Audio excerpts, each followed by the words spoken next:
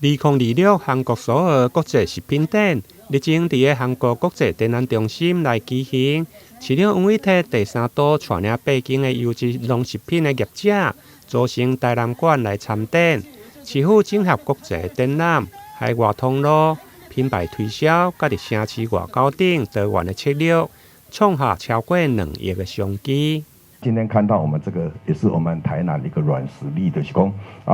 各位的廠商透過我們台南市的農特產品來行銷，用市府來帶動，也是一個市政府跟各位做個保證，也跟國外的好朋友介紹我們台南市的特別的這個產品哈。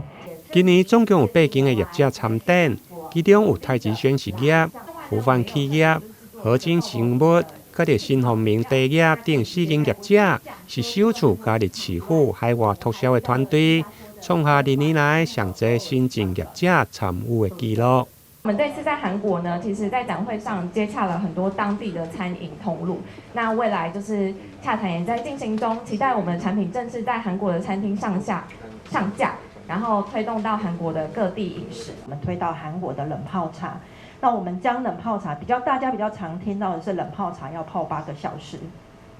那我們在一個加工技術之後，我們把冷泡茶濃縮成只要30分鐘，所以其實蠻適合在各個的咖啡廳啊，或者是說一些會議現場啊，都是可以沖泡的。農業局表示，今年頂半年台南海外拓銷的成果已經超越去年全年的成績，韓國市場更加創下2年來上好的佳績。未來市府嘛將持續甲中央、駐外單位、甲啲產業夥伴共同打造更加完善的國際營銷的網絡，讓台南優質的農產品佇個國際市場徛穩腳步，持續開創更較濟外銷的商機。台南新聞林榮根採訪報道。